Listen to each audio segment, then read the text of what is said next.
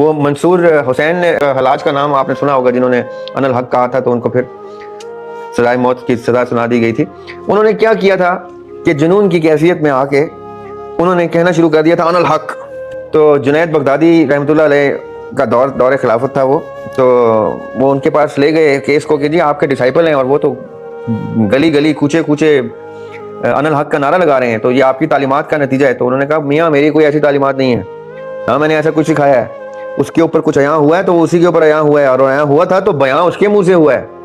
میں نے کب کہا کہ بیان کرو اگر کچھ عیاں بھی ہو گیا؟ تو تم نے جو سزا دینی ہے اس کو سزا دو. تو پھر ان کو سزائے موت کی سزا سنا دی گئی. Now the point is کہ جو بتا رہا تھا، جس نے جو سکھا رہا تھا وہ نہیں بول رہا تھا، جو سیکھ رہا تھا وہ کنٹین کرتے ہوئے اس سے برسٹ آؤٹ ہونا شروع ہو گیا، امٹ ہونا شروع ہو گیا، اور وہ واجب التعزیر ہو گیا، سزا کے لیے واجب ہو گیا، اس کو سزا مل گئی. اب جب منصور کو وہ کاٹ رہے تھے، they lock him on a plank of wood and then they chop his legs.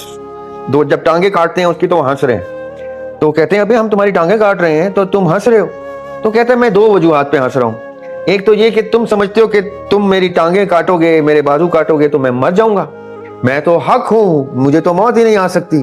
اور دوسری وجہ یہ کہ میں دیکھ رہا ہوں کہ کل تک میں ان ٹانگوں سے چل رہا تھا، آج میرا سفر ختم ہو گیا اور میں محبوب کے پاس جا رہا ہوں. امیجن کہ جب کوئی لانگنگ کو کیسے دیکھتا ہے، کوئی بیلوڈ کو کیسے دیکھتا ہے، کوئی ری یونیفیکیشن کو کیسے دیکھتا ہے، کوئی سزائے موت دے رہا ہے اور کوئی اس کو وصال کہہ رہا ہے، کوئی اس کو وصل کہہ رہا ہے کہ ری یونیفیکیشن ہو رہی ہے. آج بھی جب کوئی فوت ہو جاتا ہے تو ہم کیا کہتے ہیں مسلمان؟ انا للہ و انا الیہ راجعون. یہ قرآن میں لکھا ہوا ہے، الیہ راجعون، جہاں سے آیا وہیں پہ واپس چلا گیا.